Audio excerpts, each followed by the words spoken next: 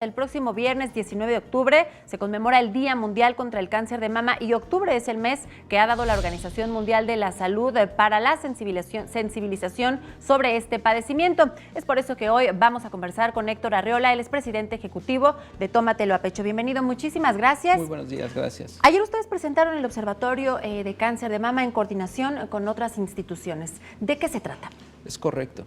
Bueno, en principio el cáncer de mama es un problema de salud público desde hace ya varios años en nuestro país. Y no solamente en nuestro país, sino en todo el mundo. Lo que observamos es que al día suceden 75 nuevos casos detectados y mueren aproximadamente 19 mujeres por día. Entonces estamos diciendo que cada 75 minutos fallece una mujer por esta enfermedad.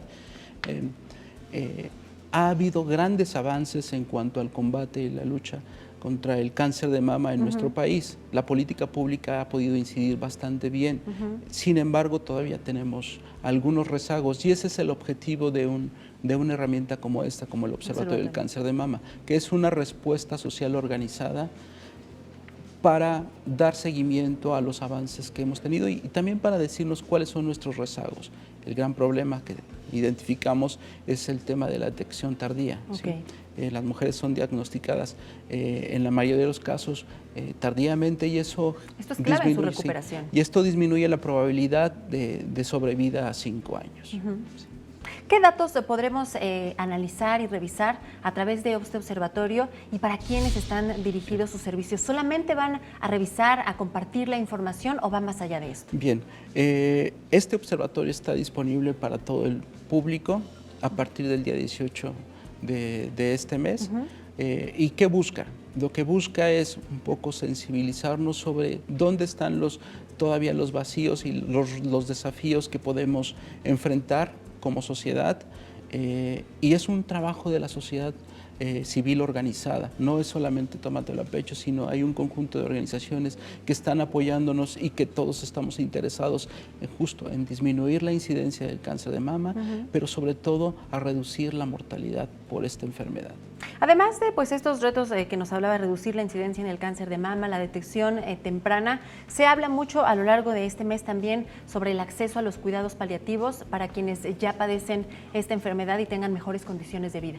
Los grandes temas, justo los grandes temas que han surgido a partir del análisis que hemos hecho de la política pública y donde hemos tenido avances y donde no hemos tenido tampoco ningún avance, podemos mencionar cuidados paliativos. Los cuidados paliativos ha sido un tema olvidado en nuestra sociedad, en nuestro sistema de salud, y es hasta ahora que estamos volteando a ver a este tipo de pacientes. No todos los pacientes desafortunadamente tienen éxito en sus tratamientos, y para aquellos, incluso no solamente para los que no tienen éxito en el tratamiento, sino también para aquellos que tienen que vivir con la enfermedad, hay un conjunto de medidas de atención que son necesarias. Incluso la mujer que se reincorpora a su vida diaria necesita de este tipo de atención, y los cuidados paliativos ha sido un gran tema que estaba olvidado. Héctor, ¿cómo es vivir en México con cáncer de mama? ¿Qué retos se enfrentan quienes lo padecen? Bien,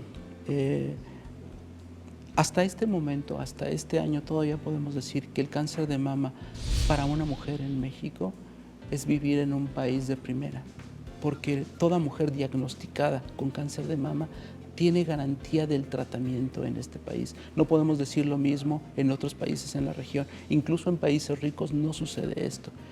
Hasta hoy está garantizado el tratamiento de cualquier mujer diagnosticada en nuestro país. Entonces, el único problema es que hay vacíos. La detección no es en el momento adecuado. Dejamos que transcurran un periodo clave entre que aparece el primer síntoma y se les da el diagnóstico a las mujeres. Ahí es donde debemos de incidir.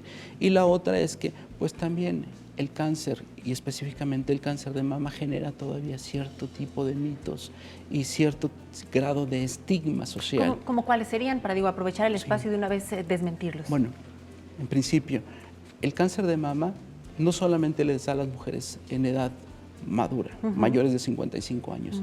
Cada vez estamos viendo más casos de cáncer de mama en mujeres jóvenes. ¿Sí? Entonces, pensamos que no debemos de preocuparnos en las mujeres jóvenes, no, al contrario. Ya hay un cierto grado de porcentaje, casi la mitad están sucediendo en mujeres menores de 55 años.